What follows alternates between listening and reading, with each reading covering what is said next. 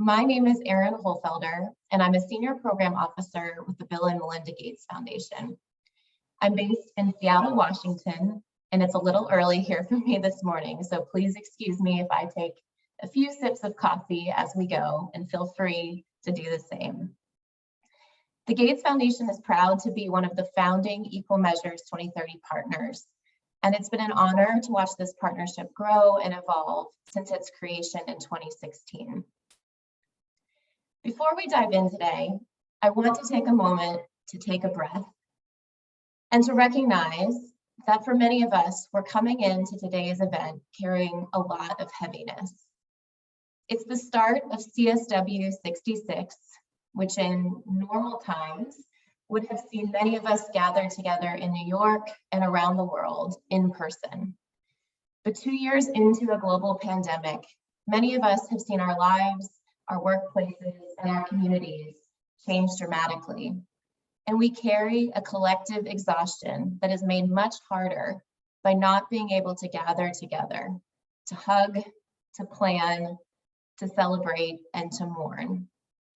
And of course, the scale and the heaviness of conflict and humanitarian crisis happening all around the world, whether or not it's making the evening news today, from Ukraine to Afghanistan to Yemen, is devastating and can feel overwhelming. But in moments of crisis, I am often reminded that it is feminist movements that have always been a bright through line, offering hope, creativity, resilience, and a vision for a better, more peaceful, less patriarchal, and more equitable world. And it is data that can ground us in periods of uncertainty, bringing context and clarity to chaos, and offering guidance for a path forward. So in my mind, the timing could not be better for us to gather together to discuss the latest work of Equal Measures, a collaboration of national, regional, and global leaders from feminist networks, civil society, international development, and the private sector, so many of whom are joining us here in the room virtually today. This partnership believes in the power of data and evidence to shed light on the most pressing issues for women and girls around the world. Together with advocacy, data and evidence are a powerful tool for feminist movements to move the needle for gender equality. As some of you will have likely seen, Equal Measures just released its 2022 SDG Gender Index, which sounds the alarm on global progress, or lack thereof, towards gender equality and unveils a blueprint for change. To talk about the index results, this event will feature experts from around the world, from youth movements, women's funds, civil society, and academia. First up, I'd like to welcome Milena Paramo, Regional Coordinator of CLADM and Vice Chair of the Equal Measures 2030 Partnership. Milena is a feminist and women's rights defender. In Colombia, she has worked in the context of the armed conflict with peasant and indigenous communities and with the trade union movement in development and peace processes. She has worked in Argentina for 10 years and was coordinator of CLADM Argentina before taking on her current role with CLADM at the regional level. I invite Milena to turn on her video and share her reflections with you all. And I remind all listeners and participants that interpretation is available with instructions on screen and in the chat. Milena, over to you. Muchas gracias, Erin. La verdad que es un gusto estar acá. Antes que nada, quiero agradecer, en primer lugar, a todas las personas de los distintos continentes que se han sumado a este evento. Su participación nos da una idea del interés que concita esta herramienta para medir con lentes de género el desempeño de los ODS. También un agradecimiento a vos, Erin, Erin Holfelder, espero haber dicho bien tu nombre, de la Fundación Bill y Melinda Gates, por aceptar el desafío de moderar esta jornada. Y gracias también a todas las compañeras que en un momento animarán la conversación sobre los aspectos más relevantes de este índice. También quiero hacer una breve reflexión sobre la importancia que tiene para organizaciones y redes de mujeres y feministas el participar de este esfuerzo colectivo liderado por Equal Measures 2030. Nuestra Nuestra red clave hace presencia en 15 países de América Latina y el Caribe y desde hace más de 30 años que trabajamos en la defensa de los derechos de las mujeres, enfrentando los distintos contextos de desigualdad, discriminación y violencias que padecen las mujeres de nuestra región. Y en esta lucha hemos logrado efectivamente justicia para cientos de mujeres y también hemos contribuido a modificar los marcos jurídicos que soportan y reproducen tales prácticas. Para una red feminista como la nuestra, formar parte de esta alianza global es una oportunidad para fortalecer el trabajo de incidencia nacional y regional por los derechos de las mujeres. Esta evidencia basada en los datos potencia mucho nuestro trabajo por cuanto permite saber cuán efectivas han sido las medidas adoptadas por nuestros estados para acelerar el progreso hacia la igualdad de género y porque fortalece nuestros argumentos para impulsar los cambios en los marcos jurídicos, en las políticas, en los presupuestos y también en las prácticas a nivel social. Los resultados del índice, ya se darán cuenta ustedes, son muy preocupantes para nuestra región porque no están revelando mejoras en su puntaje general desde el 2015 y porque se identifican retrocesos en temas que son clave a nivel de los países. Estos datos permiten desmontar cierta creencia respecto a que la pandemia rompió una tendencia virtuosa de avances en América Latina y el Caribe, cuando lo que hizo en realidad fue revelar fragilidades sistémicas, ¿no? Las intensas movilizaciones en toda nuestra región en 2015 por el Ni Una Menos, por ejemplo, para visibilizar el alarmante número de feminicidios, es un ejemplo de ello. Como lo es también las movilizaciones sociales en países como Chile y como Colombia previas a la pandemia. Las condiciones económicas, políticas y sociales, incluido el aumento de la pobreza, ya era una preocupación que nos afectaba antes de la pandemia. La pandemia, como insisto, las agravó. El índice de género de los ODS nos permite afirmar que hay muchos temas urgentes en nuestros estados y que la pandemia los agravó, como lo acabo de decir. El índice permite llamar la atención sobre estos temas urgentes donde los estados en muchos casos ni siquiera saben que tienen retrocesos, donde estos progresos no están siendo o no se están adelantando con la velocidad que necesitamos. Como integrantes de Equal Measure 2030 hacemos un llamado para seguir trabajando colectivamente, para hacer alianzas horizontales con organizaciones de base y feministas para seguir abogando por la igualdad de género a través del uso de datos, desde lo local hasta lo global y contribuir así con la garantía de los derechos de todas las niñas y mujeres de la región y del mundo. Muchas gracias.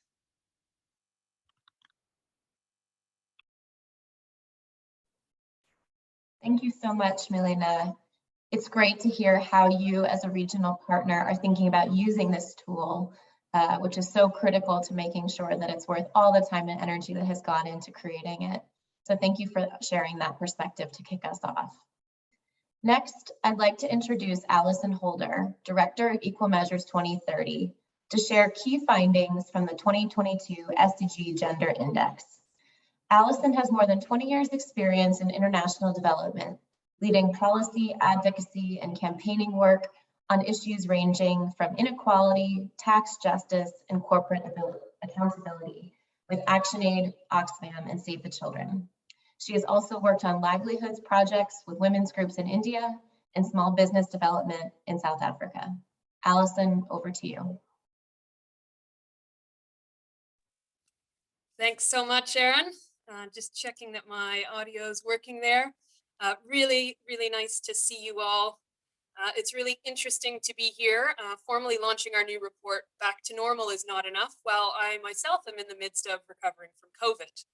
A week in bed gives you time to reflect on what a nasty virus this is and how unjust it is that in most cases and places, the COVID response has not taken gender inequality into account. Ignoring the impact of caring responsibilities on women, ignoring that without safety nets, people in precarious work have to continue going to work even if unwell, ignoring that most people have no paid sick leave entitlement. Not to mention the fact that, as our report shows, inequalities and pressures on girls and women were all too apparent even before the virus started spreading. It didn't have to be this way. That same frustration that it doesn't have to be this way was on my mind last week on International Women's Day in a piece I wrote for Fortune, reflecting on how a gender equal world would also be more peaceful. In that article, I lay out how gender equality has been shown to be the most important predictor of peace, more so than a country's wealth, level of democracy, or religious identity. Countries that invest in women are more likely to be wealthy, stable, and democratic. We know that rapid change on gender equality is possible, and reflecting on the acceleration of global conflict today, it doesn't have to be this way. Next slide, please, Anuja. I'm really honored to be here representing our global to local partnership and sharing the key findings of the 2022 SDG Gender Index. One of the things I'm most proud of reflecting on this process is that the index is truly a product of the knowledge, experience, inputs, and collaboration of our EM 2030 team, the partners you see on the slide here, and those you'll hear from today, as well as our wider movement for gender equality. Next slide, please. So for those of you who aren't familiar with the index, it's the most comprehensive tool available to measure global gender equality in line with the SDGs. It's designed especially as a tool for advocates to monitor progress towards gender equality, but we also hope that audiences from policymakers to philanthropists to business leaders also find it useful. The index provides a global picture of progress since 2015 across 56 gender issues and 14 of the 17 SDGs. So what did we find? Well, the 2022 SDG Gender Index sounds the alarm on gender equality, revealing that global progress has been slow and marginal at best over the past 5 years. Less than a quarter of countries are making fast progress towards gender equality, while a third are making no progress, or worse still, are moving in the wrong direction. Next slide, please. As you can see from the line graph here, we found little progress between 2015 and 2020. The score for gender equality globally was just 67.8 out of 100 in 2020, and that was really only a slight improvement of less than 2 points since 2015. If the current trends continue, the global score will only reach 71 out of 100 by 2030, which of course is the deadline for the achievement of the SDGs. And we know that even this projection could be seen as optimistic given the impact, as I've already talked about, that the COVID-19 pandemic has had on the well-being of the world's girls and women. Next slide, please. Taking it slightly on the more positive side, more than half of countries worldwide are moving in the right direction on gender equality, albeit too slowly. However, in 2020, this still leaves 3 billion girls and women living in countries with poor or very poor scores for gender equality. Next slide, please. While, of course, it is true that countries clustered towards the bottom of the index have fewer resources at a national level, it doesn't always hold true that richer countries have a better score. So a country's index score cannot be explained by its national income or its economic status alone. And in this chart, you can see the United States is one example of a country that has one of the highest national per capita incomes in the world in 2020. Yet its index score shows that gender equality in the US is at broadly the same level as that of Costa Rica, Greece, and South Korea, which all have far fewer resources at their disposal as a country. Serbia, for example, has a similar index score to the United States, but a national income that is more than 8 times lower. And also some countries in Eastern Europe, like Czechia and Slovenia, have gender equality scores that equal those achieved by countries with national per capita incomes that are twice as high, such as Germany and Singapore. There's a lot to be learned from countries that are able to convert their resources into better impact for gender equality. Next slide, please. On this slide, we can see a few of the individual issues that make up the index, and I really encourage you to dig into the index, because once you get down to looking at the 56 issues that are within the index, there's a huge wealth of information and insights that can be drawn. This shows that when you dig into the index, there's a lot of variation. So there are some issues where actually a huge proportion of countries are moving in the right direction. And there are also some issues where a huge proportion of countries are moving in the wrong direction. So for example, we can see that when it comes to digital banking, women's use of digital banking, women in parliament and government openness, we see a lot of countries moving in the right direction. However, looking towards the bottom, when we look at CO2 emissions or climate vulnerability or anemia, we can see a huge number of countries moving in the wrong direction. And it's really this nuance that can be found when you dig into the surface of the index, where some of the most important findings can be found. Next slide, please. As you go forward, and we hope you will, in exploring the report and investigating the findings, it's important to understand what the index is showing. And this index, for the first time, is one that allows us to show not just a country's score, so that would reflect the level of gender equality. So on the top there, we can see that a country might have an excellent or a very good or a good, poor, or very poor score. That reflects the level of gender equality, for example, in 2020, the second kind of latest time point in our index. But really importantly, this index also allows you to look at the pace of change. So not just what's the level of gender equality in 2020, but what was it in 2015 and how has it changed over that period? And this is an incredibly powerful tool for advocacy in looking at direction of change and looking at countries that we want to learn from who are moving in the right direction and often at a fairly rapid pace. Next slide, please. As we went forward in developing the index, it became clear that this data was existing in a world with a huge range of background, we call them background or contextual issues. And some of these I've already talked about, and I hope you'll explore in the report in the kind of way that these 6 issues set the stage for the index findings. So first of all, we know that the COVID-19 pandemic has exposed deep fault lines in gender equality that have intensified the impact of the pandemic on girls and women. But as the report title shows, back to normal is not enough. Signs of the problems for gender equality were apparent long before COVID. The second incredibly important background issue is around the importance of intersectionality. So our index is a fairly blunt tool in that it reflects the average picture for a country. And we know very well that women and girls do not live as averages. And so the situation for certain groups of women will be very different. And we know that in different countries, in different contexts, different groups of women face intersecting and compounding inequalities. And really a big call in our report is for better data, because at the moment it's very hard to really understand what these index issues look like for different groups of girls and women.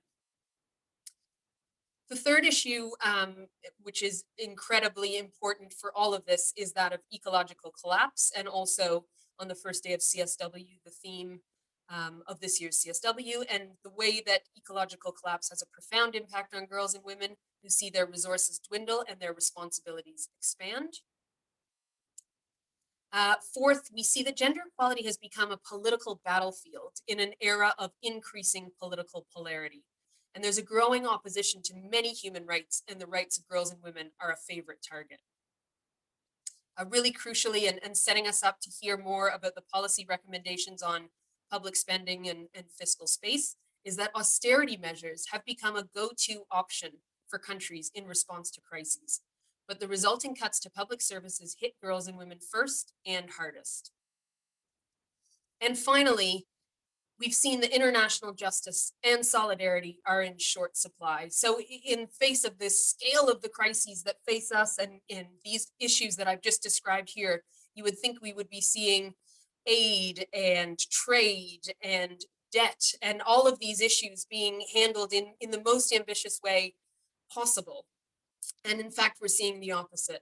So for example, we know that countries that bear the least responsibility for climate change lack the necessary support, and that there's been little improvement in aid effectiveness over the past decade.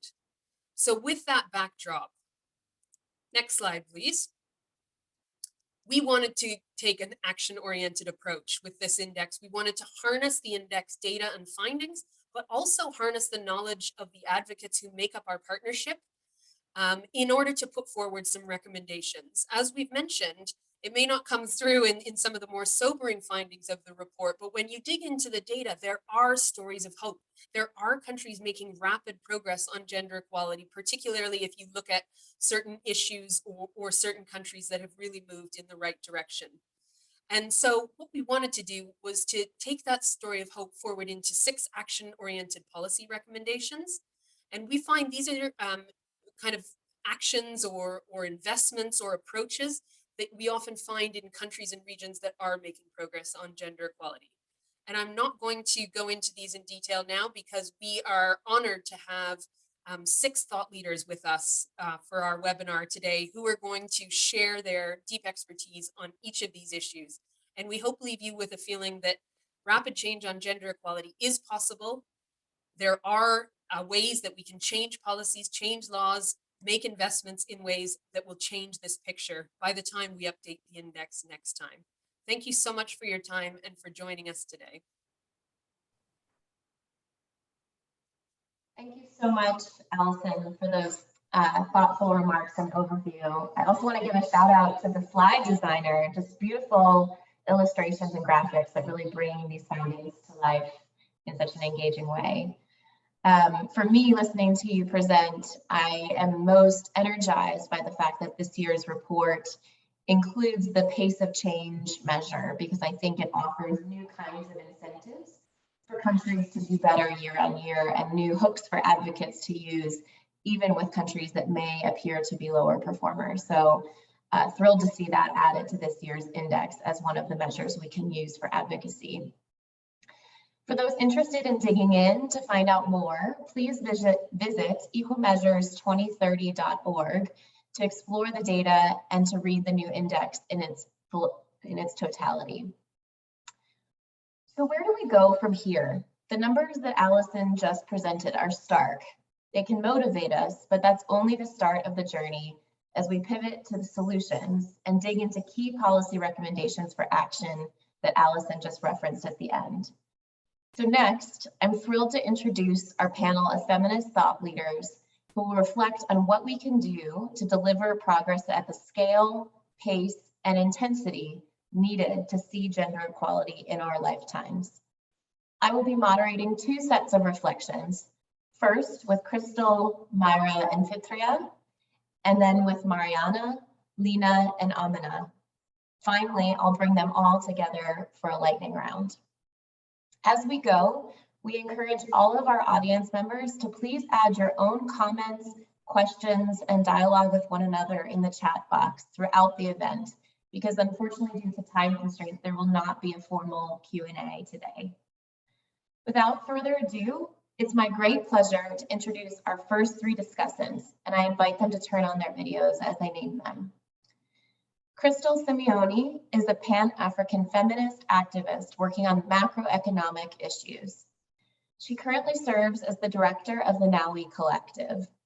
Crystal curates the work of the collective towards building a feminist community in Africa of individuals and organizations working on influencing, analyzing, deconstructing, and reconstructing macroeconomic policies and narratives. Dr. Myra Buvanich is an internationally recognized expert on gender and development, a senior fellow with Data2X, and a senior fellow emeritus with the Center for Global Development. Previously, she was director for gender and development at the World Bank, and she has also worked at the Inter-American Development Bank and was founding member and president of ICRW.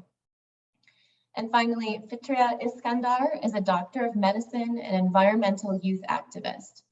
She is a fellow on natural resource management at the East-West Center in Hawaii. She established and led Single Indonesia chapter Pontianak, which aims to educate people to stop littering and empower youth to take action for a better environment. Welcome, everyone. We have about 15 minutes for our first set of reflections. Our conversation will be around what we do know and what we don't know about existing evidence and persistent data gaps. Crystal, I'm hoping you could start us off, but Myra and Fitria, please feel free to jump in to build on or react to any of Crystal's remarks, and we'll love to turn to you in turn as well.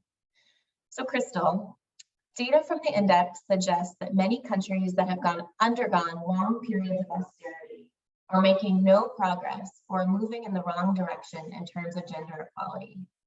What do you think the data tell us about the importance of state-funded, universally accessible public services and their role in driving towards gender equality? Thank you, Erin. I hope everyone can hear me. What an honor, what a pleasure to be here and to share space with such amazing women and thought leaders in this space that we're constantly fighting for. I think the question is what gaps the data is presenting, actually, which I found really interesting as I went through the index. The old saying that goes, what gets measured gets managed, really comes alive here. The index shows a huge gap in measuring public investment and public service infrastructure globally, let alone one from a feminist perspective or even a gender lens, right? Which brings into question, what is it all for if we can't measure even that at a very basic level? What are we so busy measuring if even that at a very basic level is not being measured? The globally comparable data in the index has been able to compile that there are huge gaps, especially in SDG 17 on partnership, and it has a lowest scoring goal in the entire index with a very poor, in quotes, global average of 57.8 for 2020. One glaring bit of this part on SDG 17 is tax revenue, which is something that I work on. Tax revenue as a percentage of GDP is extremely low in countries, especially in the global south and especially in regions like Africa. Tax is the most straightforward way of financing development in upholding sovereignty of states and removing from the idea that the African state is incapable of providing for its own citizens. And so the fight for tax justice, the resistance against illicit financial flows is so seminal, is so crucial. The same countries that score so low on the tax to GDP ratios are the very same countries that continue to score very poorly on indicators related to the well-being of women and girls. Africa is at the forefront of this narrative and proving this right. But even the countries that spearhead neoliberalism and capitalism and centering the market in developmental discourse, it doesn't really seem to be working for them. And I found it really interesting that the case of the UK as an example, and I quote from the index, a decade of austerity has been linked to the fact that around 1 in 20 UK households needed a food bank between 2016 and 2020, even before the pandemic. In some areas of the UK, most children were living in poverty. And this is a stark reminder that it's not working for anyone at all. And maybe it's time we reimagined things. Everything as we know it is a construct, which means we can completely deconstruct it and reconstruct a much fairer world for all, one that is just, one that is inclusive, and one that's fair for all of us, including women and girls. And I'll stop there. Thank you, Crystal. Reimagining definitely seems to be a theme of the last 2 years, and I've been so impressed to see so many feminist leaders at the forefront of such a reimagining. Myra, I'd love to turn to you next. The index shows us that 3 out of 4 countries have made some progress on open and disaggregated statistics. But how is this playing out for gender data specifically? What more is there to do, and who's leading the way? Thank you, Erin, and it's a great pleasure to be here. And I just, picking up a bit on what the question for Crystal, I mean, the pandemic, I think, has shown the importance, the fundamental importance of public services. So hopefully, going forward, countries will start investing more in public service because the role of the public sector has been critical in the pandemic. That 3 out of 4 countries have made progress in open and disaggregated statistics is really good news. I mean, it's one of, at least we have some good news in these days. And I think that the data revolution that came along with the SDGs is probably partly responsible. And the data revolution really motivated countries to publish data in open formats where the data is accompanied by comprehensive metadata. The numbers I think that the index put together on this come from the Open Data Inventory that Open Data Watch publishes. It's a great organization, works together with Data2X a lot. We do joint work. And the Open Data Inventory has a sub-index that measures the openness of gender data, is the Gender Data Index. The index, however, when you go in and look at it, tempers the good news, but showing that between 2016 and 2020, the openness score rose much higher for non-gender data than for gender data. So gender data still has huge problems with openness and transparency. In comparison with non-gender data, most countries publish gender indicators less frequently and less often in open formats and in machine readable forms. And you know where the lowest scores are? They are in crime statistics and in food and security and nutrition. Two areas, I think, that have critical importance to track during the pandemic. Now, who's leading the way in data openness in gender? And I think there it replicates what the whole overall index says, and basically is rich is better, but not always. And even the very developed countries never score 100% in gender openness. Singapore is the highest country in gender data openness, and it scores only 83%. And in the top countries are Finland, the Netherlands, Denmark, but it's also Mongolia, part of the top 6 or 7 countries. Among those in the bottom, China actually scores lower than Mozambique on open gender data. So basically, I think if gender data are not open and accessible, investments are wasted, and the goal of increasing data use and linkages to policymakers cannot be achieved. Thank you so much. Thank you, Myra. I appreciate you calling out some of the things we can feel excited about, or at least optimistic about, while also being quite honest and realistic about where there are gaps. And certainly one of the gaps we see most prominently in the index is major data gaps in the area of gender and climate. So I'd love to turn to Fitria. As a young activist, what do you see and hear that shows the links between gender equality, young people's rights, and climate change? And how do you see data gaps impeding activism and action on this theme? All right, thank you, Erin. Hello, everyone. Good evening from Indonesia, and thank you for the time. So, talking about the youth, women, and my activism. I am a medical student that I've been working for the environmental issues since 2015, and it's almost 7 years. Along my journey, I see that there's a strong correlation between the climate change and the health itself. And yet, talking about the youth and the women, and also how this climate change affecting the gender equality itself, we cannot deny that we, in the climate crisis, we have a group of people that we call it as the vulnerable group, which is the women and also the youth, the children. And these women, this youth, is a group of people that contribute less to the climate change, but getting a biggest impact of the climate change. The worst impact of climate change is still on the way, and if we are not taking the rapid and fast action today, so the women and the future generations will come in a situation where they are experiencing a worse condition of our climate.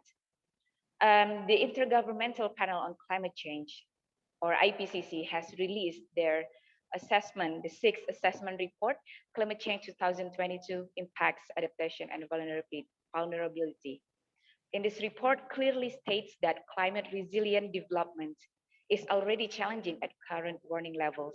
It will become more limited into the global warming, exceed the 1.5 degrees, and in some regions it will be impossible if the global warming exceeds 2 degrees Celsius. And in these key findings underlines the urgency for climate action focusing on equity and justice.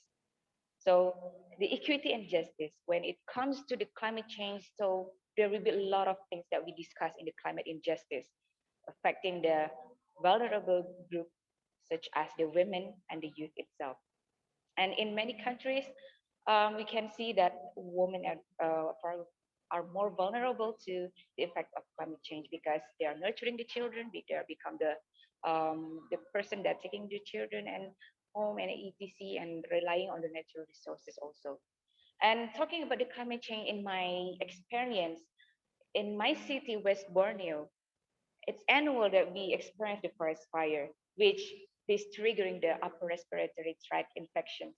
And I'm experiencing also my mother as a single mother that fighting to nurturing their children, and then in this kind of situation, even it is annual event, but I can for years that I've been living here, I see that the effects of the forest fire keep worsening for every year. And how this happen every year and affecting the people, affecting the women that work for their child. Meanwhile, they are need to work to find money in this current situation. They need to protect their health and also protect their children's health. And this is kind of the example how I see, yeah, this is real. The climate change affecting the women most, and the climate change also threatening the future generations, the future generations future. And how can I see this in the activism as a youth that working in a grassroots level and also advocating in international level? Most of the time, like we are always seen as the group of people that need to be saved, but actually we need to be seen as the group that, as a people, as a youth that need to be heard, because there are a lot of youth that aware about the climate change, and we must respect it because they have the awareness for the future. And this is how I see, like somehow I see the report that the current situation, there are terms called climate anxiety, which is the most of the youth feel anxiety for their future. And in another hand, I read the index, the SDG Gender Index, that there are lack of data for SDGs 12, SDGs 14, and a little bit in the climate action SDGs 13. Since I've been working in Siengal, Indonesia since 2019, I see that there are a lot of issues that maybe can be covered in this SDGs framework. And I understand that our work is under SDG 12.1, that reducing the marine debris. But yeah, this I see that these data gaps, how this can impeding the activism. Of course, we don't have a specific data to address the policy and the problems itself. And I really agree to Ms. Myra that mentioned if we don't have a evidence data that we cannot we cannot proposing, and we cannot recommending how can the government improve the policy itself. And then the second, because we don't have the scientific best data, it's only like the subjective data that observed by the people itself. Like I'm observing my life, I'm observing how my activism is going in here in my city, in the local grassroots, but there's no evidence data that I can use to enhance it into more political or more in a practical way. But it doesn't mean that we don't do anything. But we will talking about how the efficiency our work and how specific the target will be. And then the last thing, that because the lack of data, there is a data gap in here, it will preventing to bring the climate justice to the women and the youth itself. Because what we've seen that, okay, there is no enough data to see how this ocean acidification affecting the women that live alongside the coastal line. And example of how this circular economy contribute to the wealth of the women. So if there is some inequality between that, then the woman will be placed as the invisible victim always.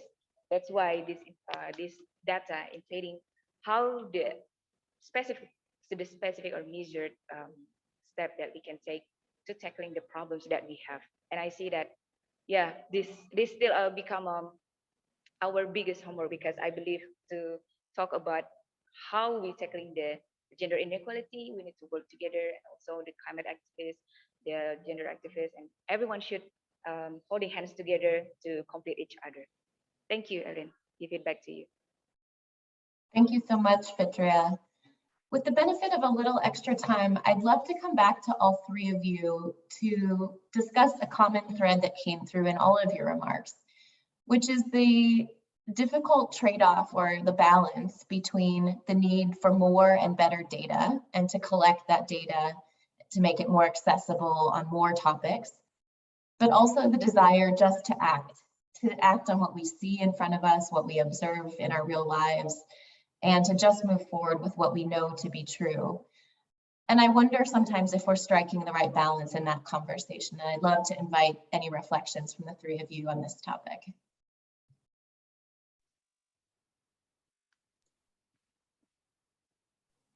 I can go. Feel free, Crystal, and then Myra. Sure.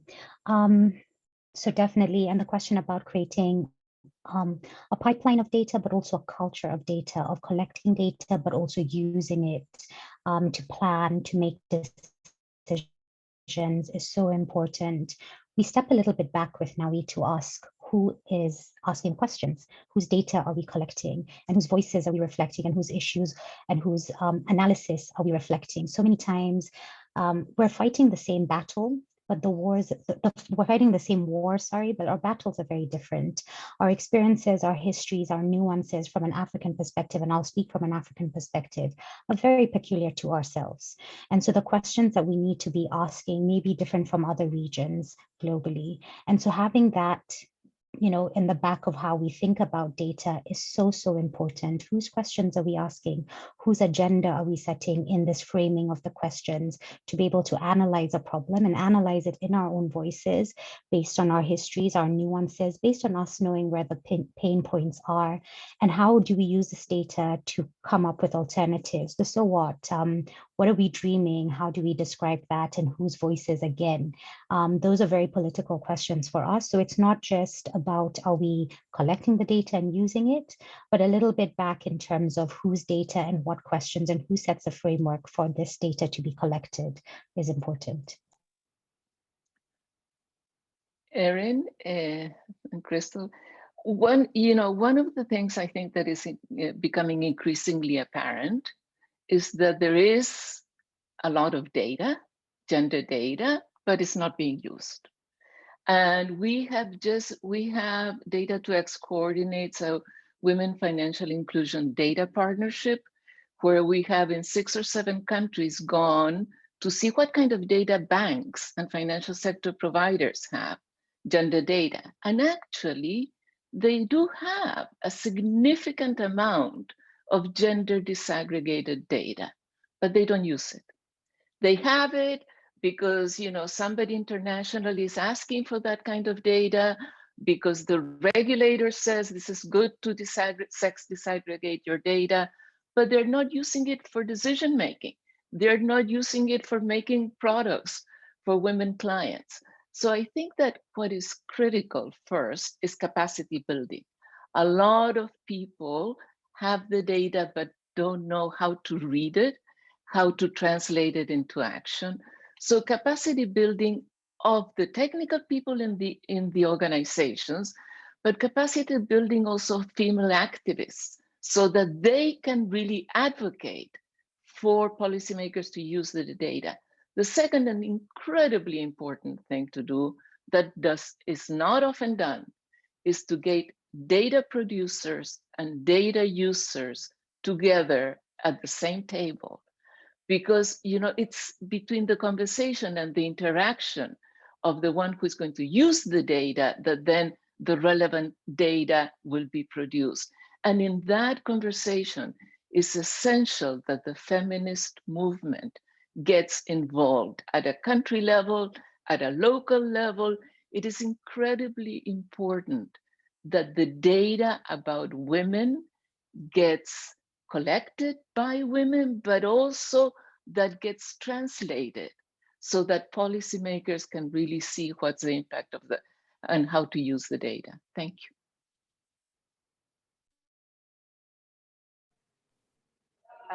allow me to add a little bit, and I think Ms. Crystal and Ms. Myra already at perfectly point that I truly agree on that statement, that what kind of lens analyze that we want to use, and we have the data, but we some of the government or the policymaker not use it. And I am experiencing that throughout my journey, and from 2015 until now. In the early of 2022, I just reached by the local government to ask my opinion, to ask about my recommendation regarding to the suggestion on how to create a city that more woman friendly, more clean, and regarding to the climate change. And they want to ask me as the youth that already work on the environment so far.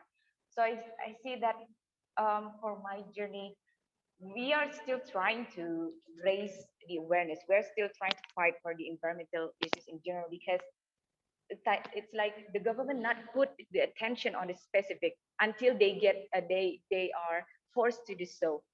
So I see like along my journey 5 years, and then just this year they're approaching me to ask for the recommendation. But so far, what we are trying to fight for and fighting for the environment, they are not really listening to. And yeah, this is, I think, for the important thing to make the policy making, the policymaker, or this, I call it the upstream level, which is the stakeholder and the government, that need to understand this. This comprehensive lens needs to be added. Not only okay, how to tackle the environmental issues, how to prevent the people to littering in the river, and how to make the women more involved in the climate movement. And I think that will be very useful for us, because when we are trying to force on collecting the data, but I really agree that we have the data, but we the government or the policymaker not see as the data, because it's not following their interest to make a kind of policy. And I think this is what we need to aware that. I think as a, this is my perspective as a youth, that need to be heard more. Even though I've done my advocacy and speak in several international forum, I see that. But in international level, there are good awareness of it. But my homework is still in the local or grassroots level. That okay, I need to work more to ensure that the government understand between the climate change and the women participation. Also, there is strong correlation that we as the youth, as the main actor, can help to gather the data, to gather the survey for the youth, to gather the perspective of the mother that empowered by the government regarding to circular economy that related to the environment. So I think youth as the main actor can be empowered to collecting the data, and they can provide a point of view that enrich the data itself, taking the perspective from the youth and how this can utilize to make a more resilient, climate resilient regulations. Thank you. Thank you so much. I won't try to summarize the richness of those reflections just now, but really appreciate your time and your insights, and we'll come back to you for the lightning round for a few more words on these topics. So thank you to all three of you for joining us. Next, I would like to open a second round of reflections, focusing on how feminist leaders and grassroots movements can leverage data and make change happen. For this conversation, I'd like to have another fantastic group of thought leaders join me by turning on their cameras and taking the floor. First, Mariana Ardilla is an expert in women's rights and strategic litigation as a platform for social change. She's currently part of the leading team of the legal department of Women's Link Worldwide. Before that, Mariana worked at the Colombian Constitutional Court, where she contributed to jurisprudence on reproductive rights, on which she has published a book and several articles. Next, Lina Abirafe is a global women's rights expert and gender equality advocate with decades of experience worldwide. She creates innovative solutions to global women's rights challenges. Lina worked for over 20 years in development and humanitarian contexts at organizations such as the World Bank and various United Nations agencies. And finally, Amina Doherty is a Nigerian Antiguan feminist. She's a co-founder of the Black Feminist Fund and is a founding member of FREEDA, the Young Feminist Fund. Currently, Amina is the director of the Women's Voice and Leadership Caribbean program at the Equality Fund. In her work, she finds the natural flow between creativity and activism. We'll have about 15 minutes for the second dialogue, so I'd love to start with Mariana. According to the index, legal protections to uphold girls' and women's rights and the removal of discriminatory laws are a crucial part of the blueprint for gender equality.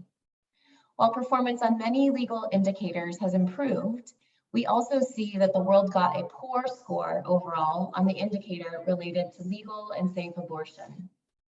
The most recent news out of Colombia last month on the change in the law on access to abortion feels like a huge step forward in this space.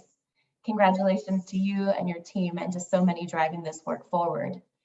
In what ways was this effort led by women, girls, and feminist groups? And how do you think that that work and that leadership impacted the process and the outcome? Over to you, Mariana. Gracias.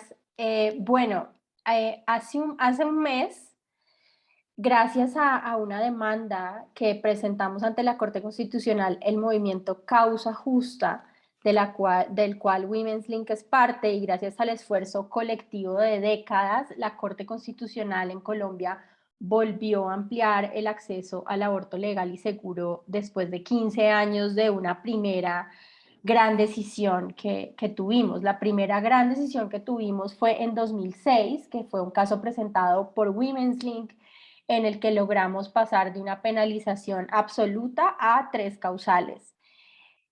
Y después de ese gran cambio, el movimiento de mujeres en Colombia pues sostuvimos ese esfuerzo, y eso nos trajo la regulación más avanzada ahora del continente y una de las más avanzadas del mundo. Esta nueva decisión que tiene efecto inmediato despenaliza y legaliza el aborto hasta la semana 24 de gestación. Después de eso mantenemos las causales, las 3 causales que teníamos, y también la Corte llama al gobierno y al Congreso a tener una política integral de salud sexual y reproductiva. En Women's Link somos una organización feminista transnacional que tenemos trabajo en 3 regiones del mundo, no solo América Latina y el Caribe, sino también el este de África y Europa. Y nuestro involucramiento en Causa Justa es un ejemplo perfecto de lo que hacemos. Nosotras estamos al servicio de los movimientos sociales para poner el derecho y el litigio estratégico al servicio de respuestas que sean lideradas por los movimientos sociales locales. Entonces, Causa Justa, el movimiento Causa Justa en Colombia, es un movimiento que nació de la Mesa por la Vida y la Salud de las Mujeres, que es una organización local líder en materia de derechos reproductivos, y que nos invita a muchas al movimiento Causa Justa, incluida a Women's Link, y que ahora es un movimiento que reúne más de 100 organizaciones, más de 100 activistas a nivel individual en más de 20 lugares del país. Y en el movimiento hay expertise muy distinto. Somos abogadas, pero somos médicas, influencers en redes sociales, activistas que producen contenido digital, organizadoras de movilización social, etc. Entonces, como movimiento fuimos muy estratégicas en usar la ley, pero también los datos, y aquí conecto con el panel anterior, porque teníamos datos sobre las barreras de acceso y cómo afectaban a las mujeres más vulnerables, sobre mortalidad y morbilidad materna, sobre la criminalización que estaban sufriendo nuevamente las mujeres más vulnerables. Entonces, según el índice que hoy se presenta, el cambio legal en Colombia es un avance muy importante en eliminar leyes discriminatorias.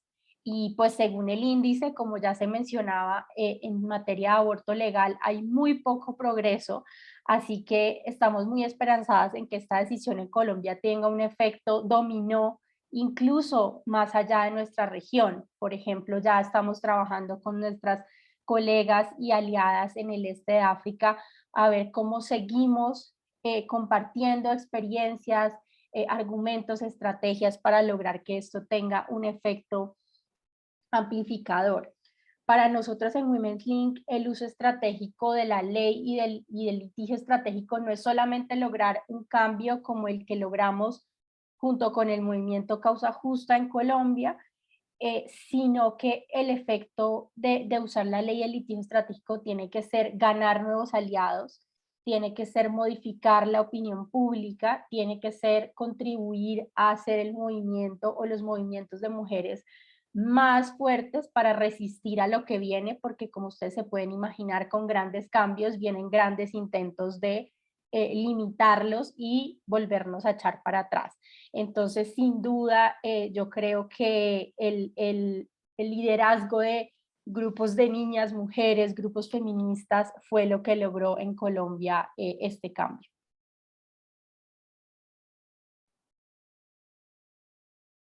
Thank you so much, Mariana. I particularly appreciated you calling out that the movement has been long at work for 10, 20, 30 years. I think sometimes it's easy when we finally secure a victory to see it in the headlines and to think it's an immediate outcome. So to pay homage and tribute to the decades of work, often very far from the headlines that have gone into a victory like this, I really appreciate you making that link. Next, I'd like to turn to Lena. There are powerful data showing the links between gender equality, stronger peace processes, and reduction in conflict. Yet the index shows that 2/3 of countries increased their military spending between 2015 and 2020, and that women's representation in politics remains low all around the world. Particularly given recent conflict in Ukraine and protracted crises in countries like Afghanistan, what do you think needs to change right now to ensure that women and girls can help us drive towards a more peaceful world? Thank you so much. First of all of these protracted crises that we're experiencing and the risks of the forgotten crises, Afghanistan, Palestine, Yemen, Iraq, DRC, CAR, all of those that now are not in the headlines because we're focused on Ukraine. In all of those places, things were bad before. So any conflict or crisis is only going to exacerbate the pre-existing vulnerabilities. We are talking about gender stereotypes, patriarchal attitudes and beliefs, discriminatory practices, discrimination that's embedded in the law, economic inequality, lack of representation across all fields. I mean, all of you know this. All of that is going to make this is a bad situation, and any kind of conflict will make it that much worse. Women's vulnerability to violence is compounded, and any kind of humanitarian crisis that we face is going to exacerbate abuses, and the crisis for women will continue well and truly after the official crisis is done. So for us as women, the emergency might take on a new form after the political emergency has abated. It is no coincidence that the lowest ranking countries on global indices like the Gender Gap or the Women, Peace and Security Index, etc., are plagued by conflict and insecurity. So humanitarian emergencies that we're facing, again, and now we've got Ukraine to add to that, but let's also note that COVID is a humanitarian emergency as well. It has a gendered impact that is undeniable. So we're looking at all of these situations that have taken attention and resources away from what is a fundamental problem of women's rights and inequality globally. So women are going to be even further left behind. In fact, in many of these countries, in all countries, we know that we haven't achieved gender equality, and we have added a generation. I mean, we've heard so many statistics already with people who have spoken before me, but what is happening is that the gender gap has increased, right? We know that it was 100 years in 2020, and now it's 136 years for 2021, meaning a whole new generation of women and girls will delay what is fundamentally their right. So we're in situations where even in so-called stable countries, it is emergency-like in the conditions. Progress is constantly challenged. Incremental gains are backsliding. When we talk about women's leadership, just to be clear, I don't necessarily think that it's just about politics, but to use one example that I used in the piece I wrote for the report, in Afghanistan, when I was there in 2005, we had campaigned successfully to have a quota of 25% women's participation, in the parliament, and that was won. And as of last year, prior to the Taliban takeover in August of 2021, they had exceeded the quota from 25% to 27%. So in the space of those years, the perception had shifted of what leadership looks like, and women were entering parliament and public office on their own.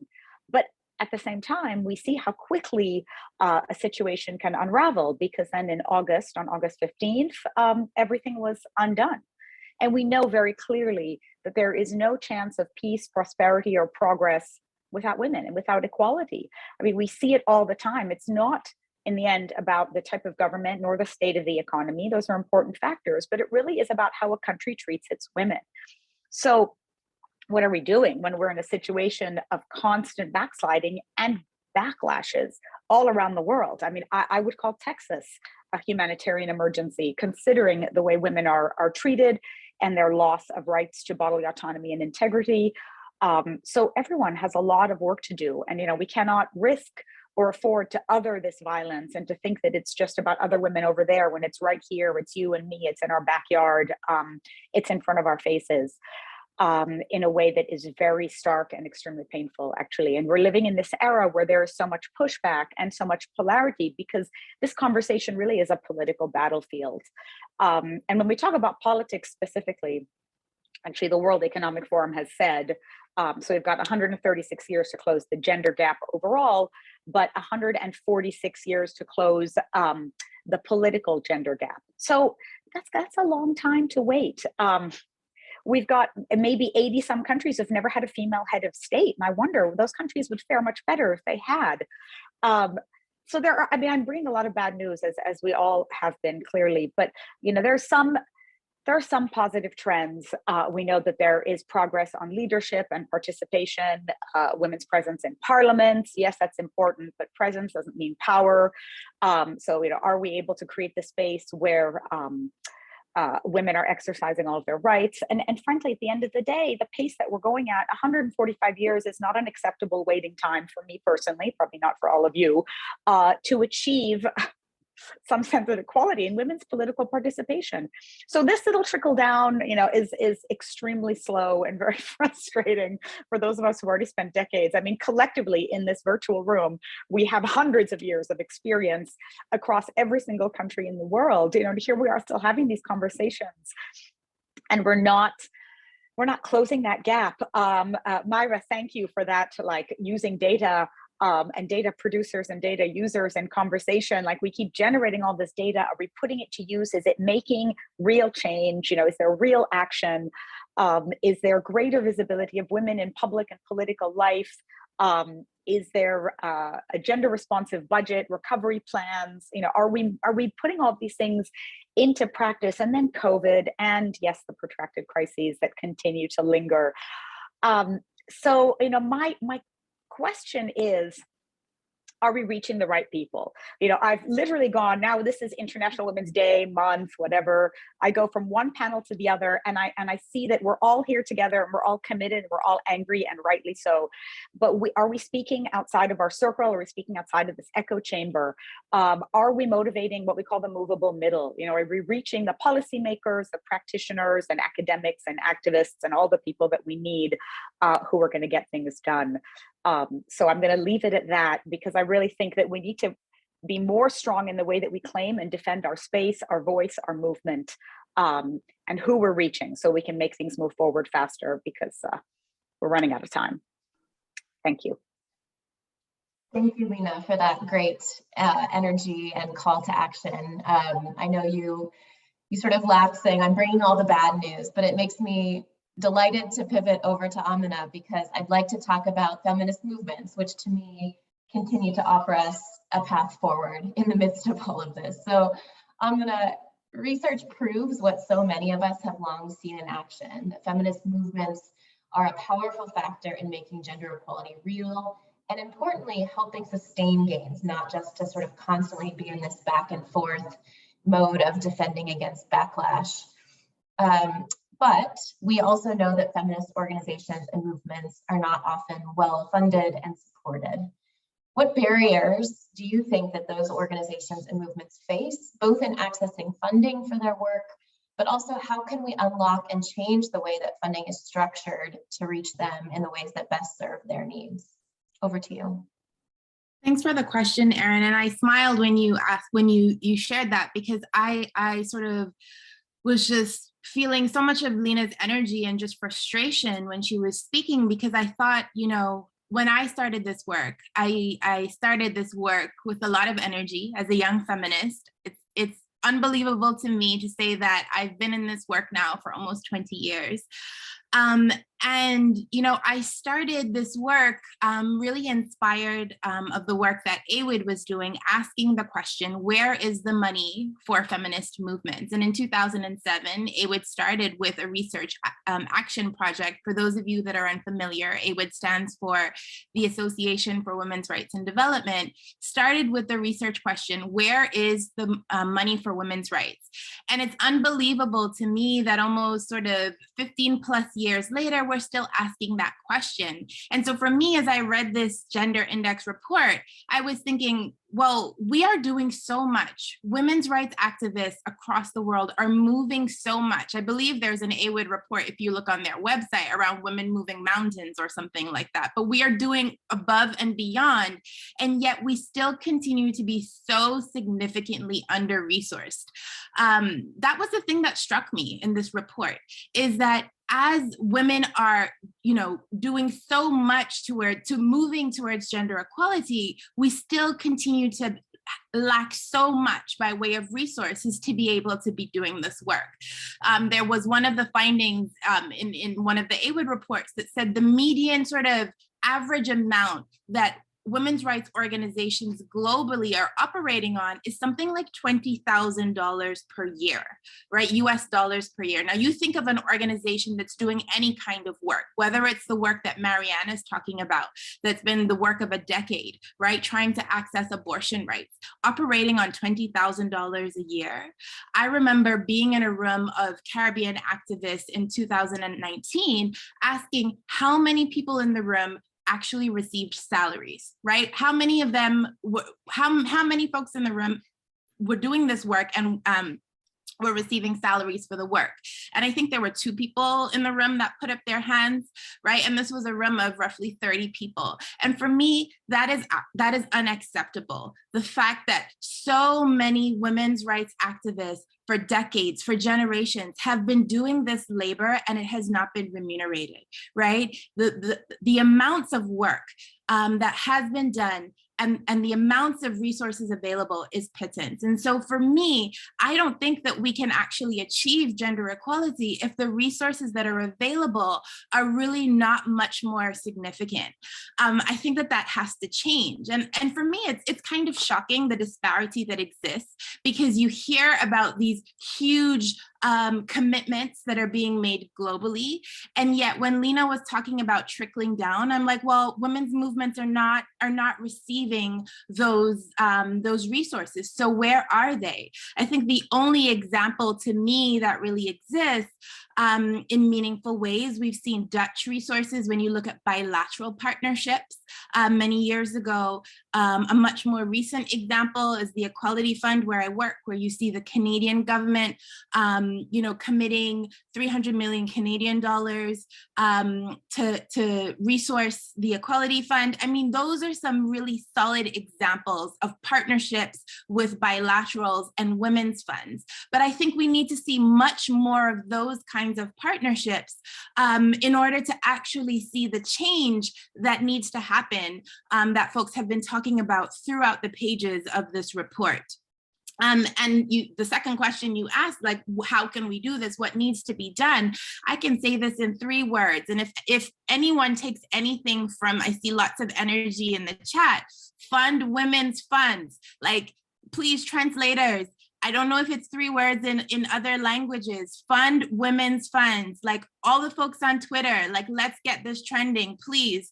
There are communities of women's funds that exist, right? That have been doing this work for decades, working in local communities, really making substantive change in all of the ways that it matters. Whether it is the African Women's Development Fund, whether it's the Equality Fund, the Global Fund for Women, whether it's the Australia Lesbian Foundation for Justice, whether it's the Urgent Action Fund, who at the drop of a dime will resource women's rights organizations, individuals and partners in Afghanistan, in Ukraine, in all of the places that it matters in an instant, will find ways to move the money, right? Women's funds are the partners that are making gender justice happen. And I think that we need to really recognize that and recognize that they are not being resourced well enough, right?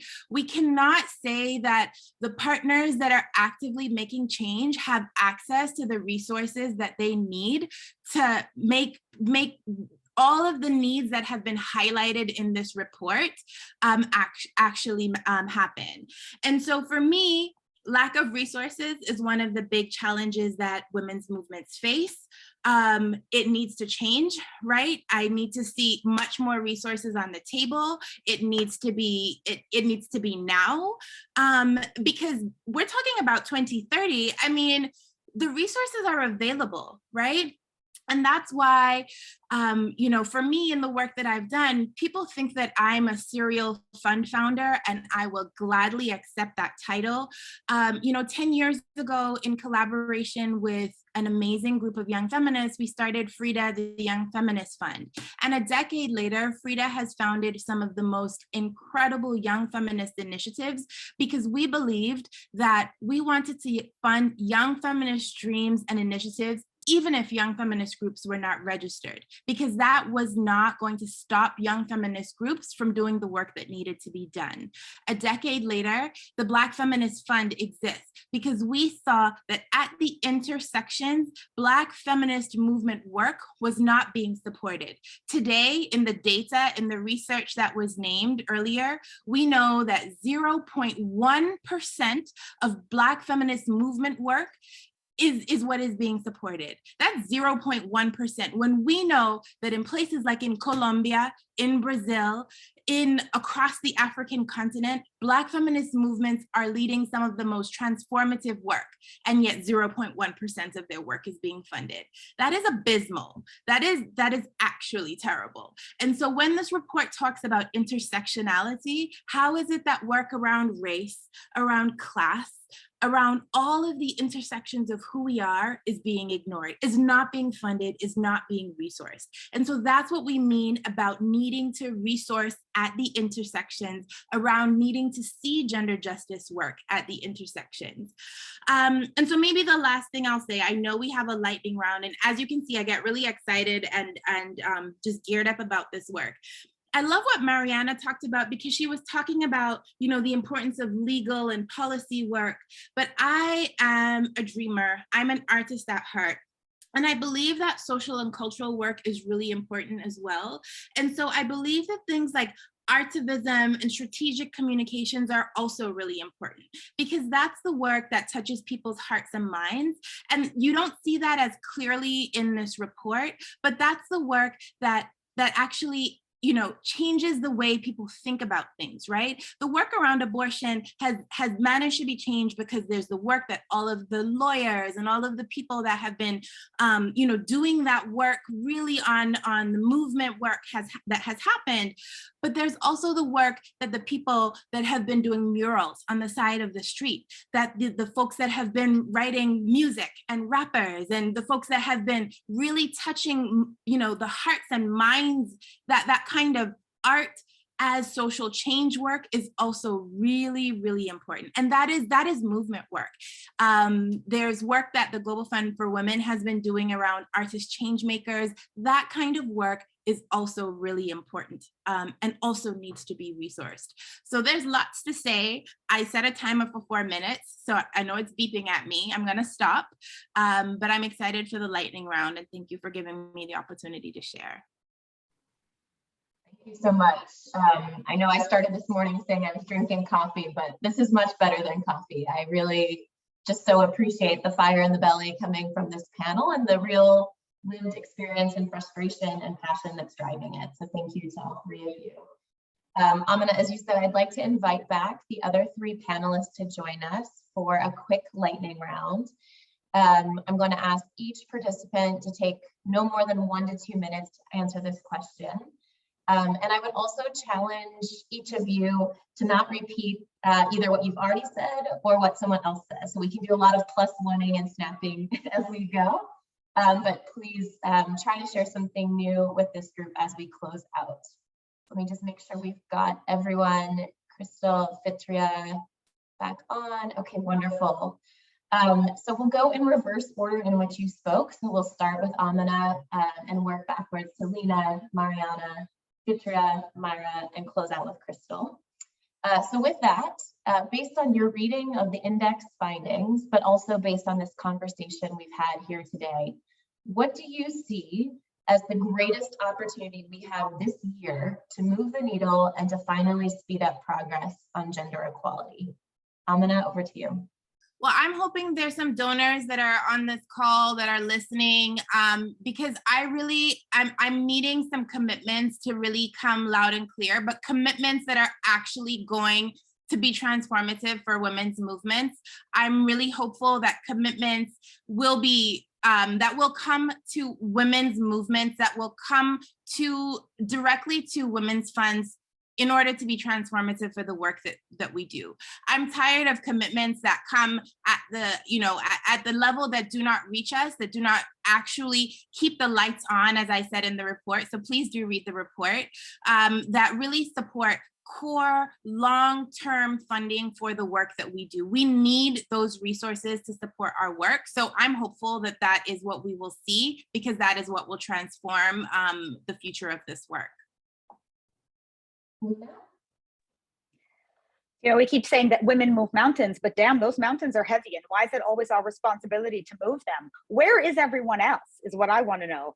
You know, I just published a piece on why I hate International Women's Day. And I hate it because here we are again, the same conversation with the same people. Where is everyone else?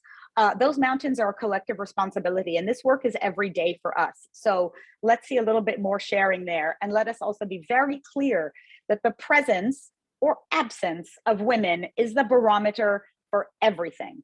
And I, for one, am not willing to wait 136 years until we fix this problem. So I think this is a collective responsibility and an obligation. And I would invite everybody to step up and get it done, not just the people who are here, not just the converted, but those we have failed to reach, who need to really take on the responsibility as well. It's the only way we're going to fix this. And I will scream it until I lose my voice. Mariana. En el reporte, una cosa que es muy cierta e impactante es que pocos de los avances normativos en relación con los derechos de las mujeres habrían sido posibles sin el activismo de los movimientos y las organizaciones por los derechos de las mujeres. Entonces, eso debe ser un dato lo suficientemente claro para saber a dónde hay que invertir y a quién hay que apoyar, ¿no? Una de las recomendaciones del reporte es invertir en organizaciones y movimientos feministas, crearles espacio, prestarles atención. Entonces creo que los datos están ahí, son claros, y yo también haría un llamado a que las respuestas que se financien sean respuestas que sean dirigidas y impulsadas desde los movimientos. De mujeres y desde los movimientos feministas, no respuestas que vengan desde fuera o desde arriba, ¿no? Sino ellas y ellos son los que saben a dónde hay que ir. Entonces hay que escucharlas y poner todo en su mano para que esas respuestas que ellas necesitan pasen.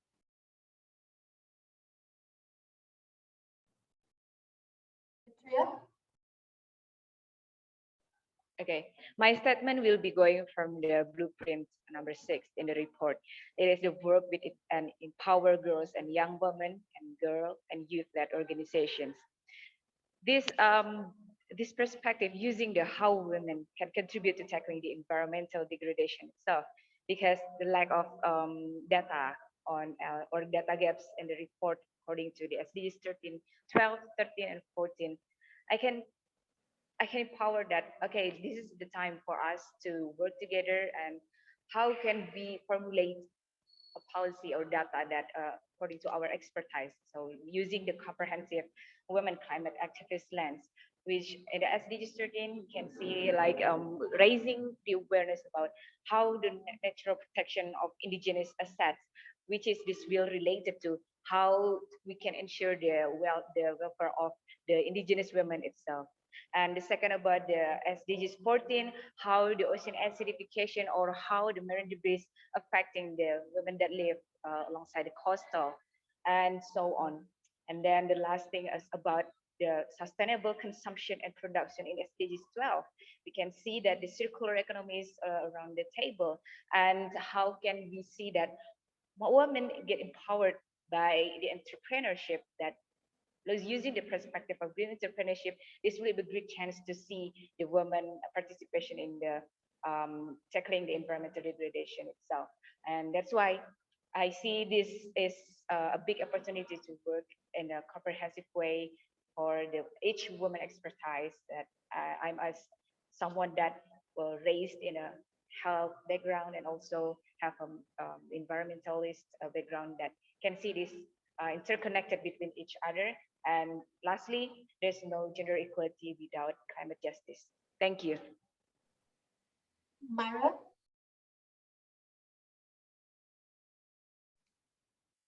Thank you. And I will pick up a bit on what Fadia was just saying, but I believe, and hopefully this is the case, that gender data will move the needle and in terms of gender equality, because it has always done it, actually.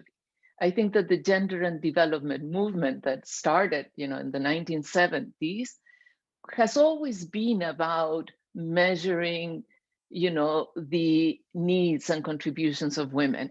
In the first part of 20, 30 years, I think we have documented particularly women's poverty and their vulnerability and the needs and the victimization of women.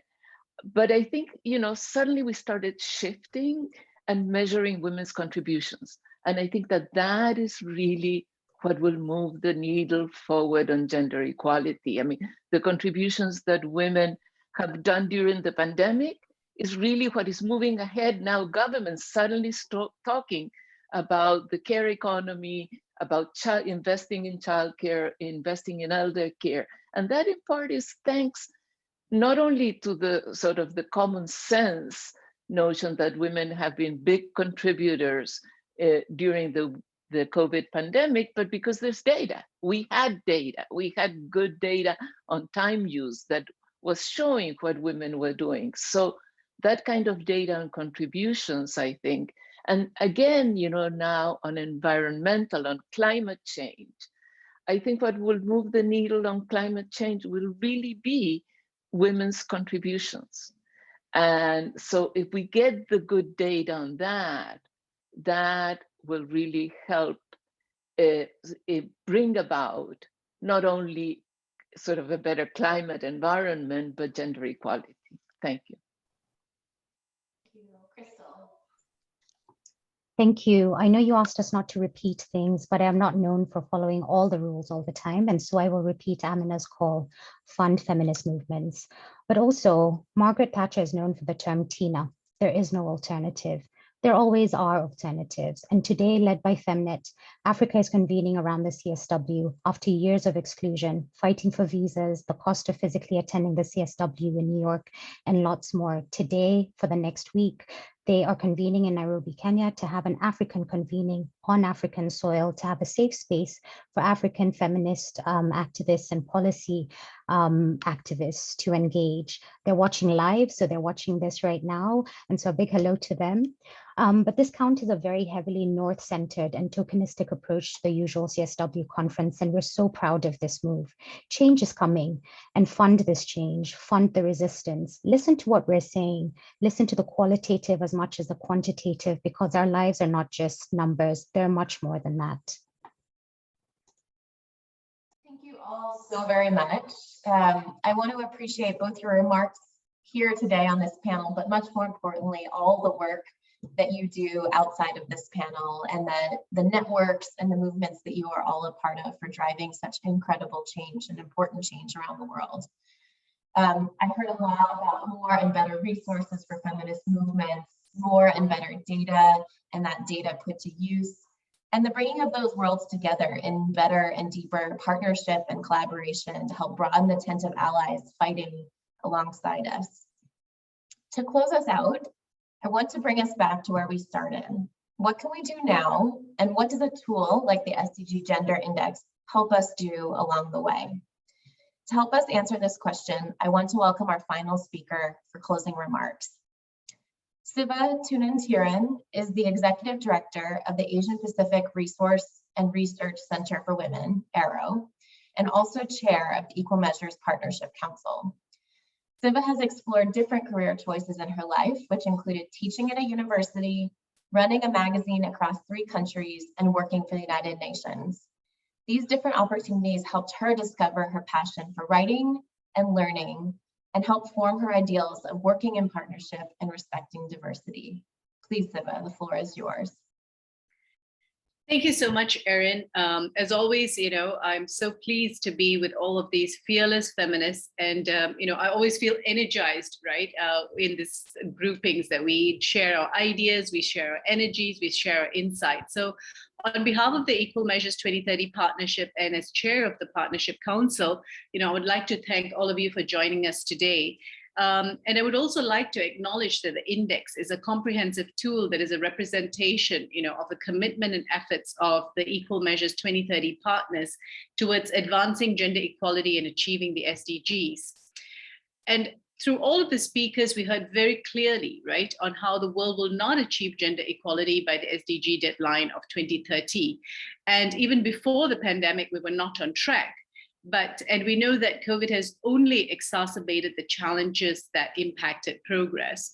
I mean, in the last 2 years, we've kind of been living in an emergency humanitarian situation, as Lena had put to us, right? And we realized how, most of our lives, we were stretched over, handling the care burdens at home, the COVID challenges at work, personal, we suffered through trauma, we suffered through grief of losing people or losing the life that we knew, being able to connect with each other as human beings, all of this was lost to us. And this has only given us a glimpse of what a world, of conflict and a world which is impacted by climate change is actually going to change our perspective so dramatically, right? And this burden is going to be borne by, women and girls, and majorly the women and girls from the global South. It is going to be borne on Black immigrant bodies, and that's where the care burden is going to rest, for all of this, great chasms that we are seeing in society. I like the way that all of us were like saying, oh, I don't want to feel like, so bad about it. I want to talk about something positive. But, sometimes, we have to look at what is it that we are facing and the enormity of the task. And we know that it is the power of partnerships, right, of coming together, us sitting across the table, being able to share not only our trauma and our grief, but also our hopes and our dreams, that we can perhaps, chart a pathway forward. And I wanted to touch on 3 of the recommendations which are consistent, which make up the blueprint for change, right? There are 6 recommendations that I've made, but I wanted to focus on 3 that are particularly dear to me. One was about reform and apply laws which guarantee equality. I think that we as the feminist movement and the women's rights movement, we fight so much to ensure that laws are made, which kind of recognize our equality as citizens in our society, rights that we really deeply believe are bestowed by our constitutions and of course the national and the global human rights frameworks, that hold up all of these ideals that are dear to us. But we must not only stop about talking about legality, right? We also have to talk about how these intersecting vulnerabilities actually kind of affect the ability and the agency of women and girls from the most marginalized and most vulnerable communities to be able to actualize some of these rights.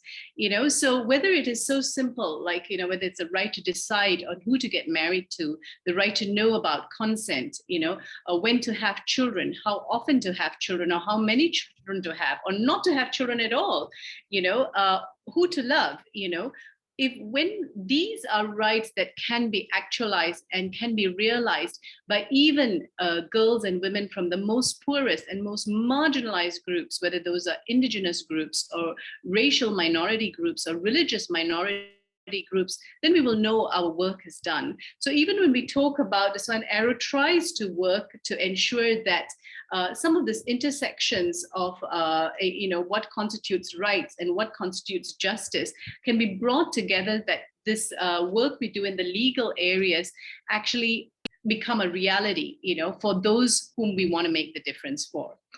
The second recommendation, which I was really took to my heart, and I took it away from, like Allison also brought it up, right, is, our call for governments to invest in the social services and infrastructure, including care. Even as we have lived through this pandemic for the past 2 years, we can already note that beyond, vaccination and COVID testing, strengthening health systems or investing in healthcare and ensuring health access for marginalized groups has not been well emphasized in our societies, even though we've had 2 years to do this thinking. So as feminists, we have, the responsibility to challenge the austerity economics and ensure that investments are made in those very basic, essential social services, which actually make a difference for the most poorest and those on the most marginalized groups, such as health and education. We also witness on the global level, the vaccine inequity, and which has left most of the world without access to COVID vaccines. And ensuring this health equity also calls us to move out from our comfort zones to challenge, patents and patent laws that keep life-saving medicines out of the reach of most of the world. Arrow is trying to, sometimes what happens is, like, we have this whole worldview, which is so large and so cohesive and so comprehensive, right? And what we try our best to do is to work across movements, youth movements, women's movements, feminist movements, LGBTIQ movements, in order to build solidarity, strengthen our capacities, ensure vociferous advocacy towards challenging some of these macro structures, and to ensure that rights of women and girls are upheld, the rights that are promised to us through our constitutions and the human rights frameworks that our countries have ratified. Arrow is also playing our best part in the third recommendation, not only by being involved in Equal Measures 2030, but we're trying to also involve women's groups and youth groups in empowering young advocates with data like this index. And we will be working with young people in Asia to build capacity to understand and use gender data from the index in this advocacy around the SDGs. Data is powerful, data is political, and it is a strategic tool in our hands in our journey to ensuring our governments are held accountable to delivering for women and girls. So today's panel, in my opinion, it's just a start of a powerful and important conversation. And we hope that, as we build this movement, we can actually incorporate data in all of the advocacy that we do. And so I think about a few months ago, someone asked me the same thing. I'm not sure whether it was the Equal Measures 2030 panel. What is data? Data is just not a number. A story is a data, and Amina talked beautifully about artivism. A spoken word poem is data. A film is data. All of this that we have created in order to move the agenda, that's also data. So it is marrying the numbers with the stories, with the poems, with the music, with the drama, so that we can move both the mind and the heart together. That is perhaps, the start of this beautiful change that we have to do in this very, very chaotic world that we live in. So thank you so much. Thank you so much, Siva. That was beautiful. And there's clearly a lot to do before 2030. I keep feeling like this is a marathon, not a sprint, and we have to treat it as such. But we do have immense opportunity to use key platforms in the year ahead. Everything from the Generation Equality Forum process, the Prospera biennial meeting of women's funds, Women Deliver in Rwanda, the German G7, the Indonesian G20, so many other key conferences and spaces to come together, to collaborate, to scheme, to strategize, and to ensure that for all of our talk and commitment making, we're delivering real resources and real change for women and girls everywhere around the world. It's also important to keep ourselves refueled for this race, sharing grace, strengthening resources, and building collective care for one another as we endure and press forward. And finally, I'd like to close with a thank you to the Equal Measures 2030 team for producing such a great space for us to come together today online. From the IT crew who kept us running, even when I understand I had terrible microphone issues, I'm so sorry, to the Index team who have had so many sleepless nights in recent weeks prepping for this launch. And most importantly, to all of you, thank you so much for showing up, for spending a few hours of your day with us, and for sharing out these findings with your networks. It takes all of you to make this worthwhile. So we just so appreciate the spirit of collaboration and partnership. Take care, everyone. Have a good day.